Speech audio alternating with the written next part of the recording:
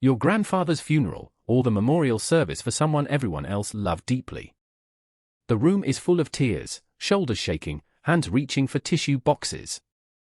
And you are there with a completely calm face, watching yourself from somewhere slightly outside your body. Not choosing to be cold, not trying to be stoic. Just nothing. You are scanning the room, calculating whether people have noticed, wondering if you should excuse yourself or force your face into something that looks more appropriate. Later, maybe weeks later, you will feel it. But right now, in the moment when everyone else is broken open, you are sealed shut.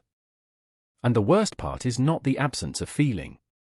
The worst part is the surveillance, the checking, the performance of trying to look like someone who feels. This is not coldness. This is not detachment by choice. This is emotional numbing, and it works on a timer you did not set.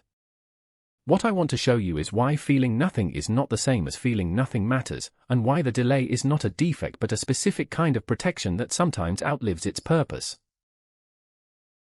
Most of us carry a simple model of emotion. Something happens, you feel the thing you are supposed to feel, and that feeling arrives immediately. Sad news should produce sadness. Good news should produce joy. When you love someone and they are in pain, you should feel compassion right then, in real time. And if you do not, if you stand there with a blank face while everyone else is sobbing, something must be broken in you. You must be cold, or damaged, or secretly a sociopath who has been faking it all along. This is what most people believe, and it is generous in one way because it assumes that feeling is the natural state. It assumes that emotion is what happens when nothing interferes. But here is the crack in that model. If you have ever had the experience of feeling absolutely nothing during something devastating, and then 3 days later you are sobbing in a parking lot because a song came on, you know that the feeling did not disappear. It was not absent. It was delayed. The emotion was there the whole time, running on a different clock. You were not broken. You were on a timer. And the timer was set by something older than your conscious mind, something that decided you could not afford to fall apart yet. So the question is not why you feel nothing. The question is what set the timer, and what happens when it finally goes off. Because once you understand the mechanism, the numbness stops feeling like a moral failure. It starts to look like something else entirely.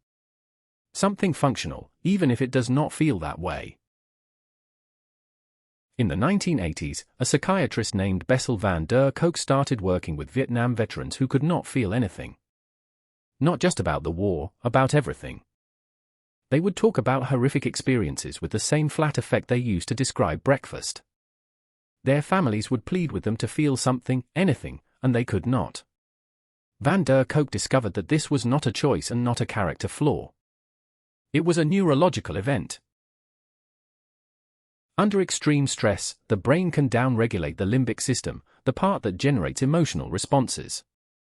It is not a metaphor. It is a measurable reduction in activity in the areas responsible for processing feeling.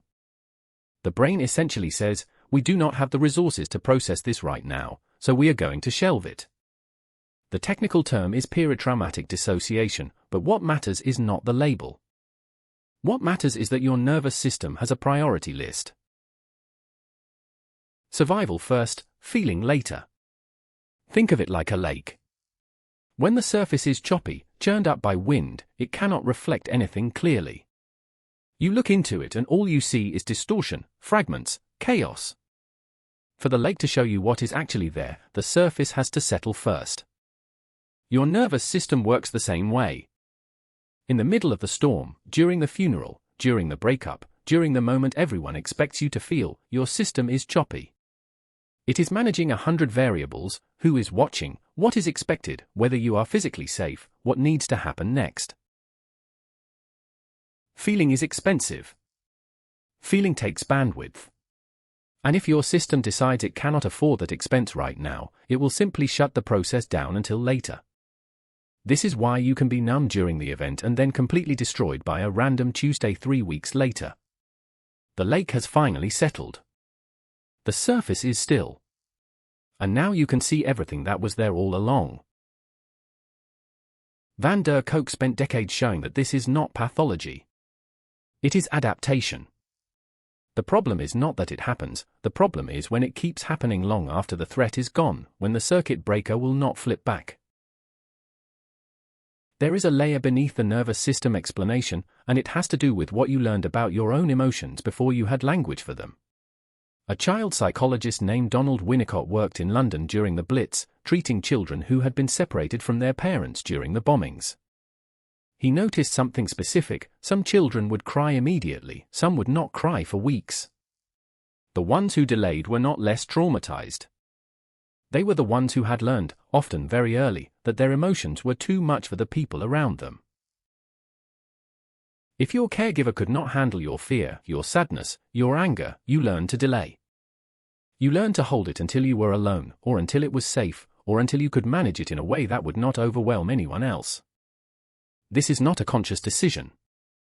It is something that gets wired in before you can even think about it. Winnicott called it the false self, the part of you that learns to manage the outside world while the true self, the feeling self, goes underground. And once that split happens, it does not just apply to trauma. It applies to everything. Joy, grief, love, rage, all of it gets routed through the same delay system. You become someone who feels things later, in private, in small doses, when no one is watching. So when you are standing in that room at the funeral, checking your face, it is not just your nervous system protecting you from overload. It is also a much older program running in the background, one that says, your feelings are not safe to have in public. You do not have permission. Even now, even as an adult, even when everyone around you is crying and no one would judge you for joining them.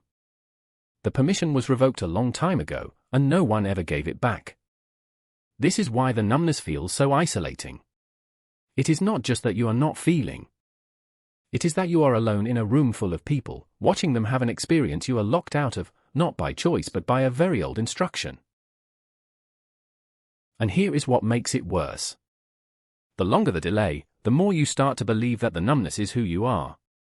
That you are fundamentally different, fundamentally cold, fundamentally incapable of the kind of immediate, unguarded feeling that other people seem to have access to. But that is not what is happening.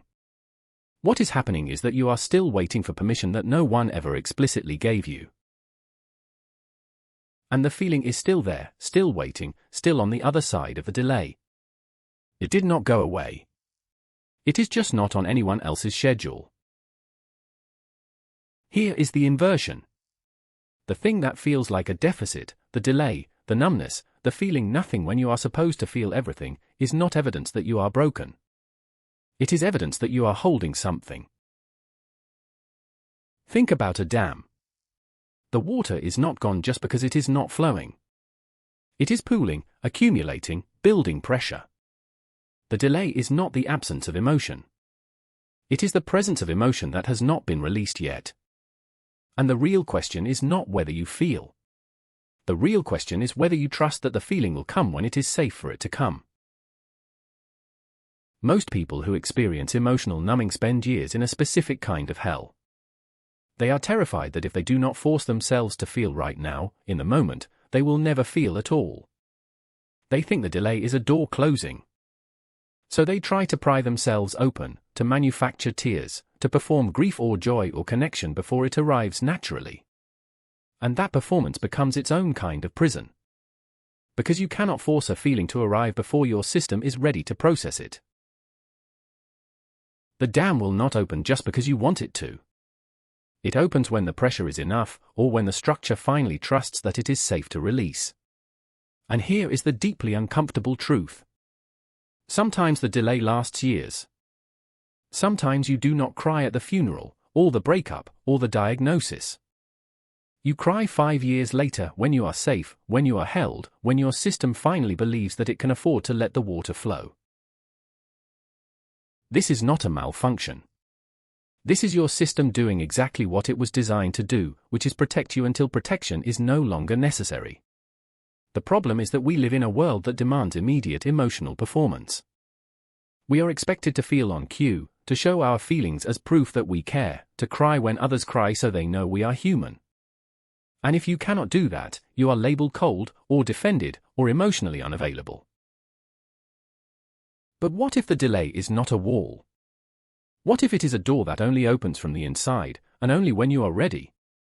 What if feeling nothing right now is not proof that you will feel nothing forever, but proof that your system is still deciding whether it is safe enough to let you fall apart? There is no way to speed this up that does not involve forcing. You cannot trick your nervous system into feeling safe before it actually feels safe. You cannot talk yourself out of a timer that was set without your input. What you can do is stop interpreting the numbness as evidence of your own deficiency. You can stop checking your face in the mirror. You can stop performing the feeling you think you are supposed to have. You can let the room cry, and you can sit there with nothing, and you can know that nothing right now does not mean nothing forever. The lake will settle. The dam will open. The feeling will come, and when it does, it will come with a force that makes up for the delay. Van der Kolk tells a story about a veteran who could not cry for 20 years. Not at his father's funeral, not at his daughter's wedding, not anywhere. And then one day, sitting in traffic, a song came on the radio, something he had not heard since he was 19, and he had to pull over because he could not see through the tears. 20 years of grief, arriving all at once, because finally, in a car by himself with no one watching, his system decided it was safe. That is not a failure. That is the dam opening. If you are someone who feels nothing when everyone else is feeling everything, you are not cold. You are not missing something essential. You are carrying a reservoir, and it will release when it is ready, not when the room demands it. So here is the question I will leave you with, and I actually want to know. Have you ever had a moment where a feeling arrived years late, completely out of nowhere, and suddenly made sense of something you thought you had already processed?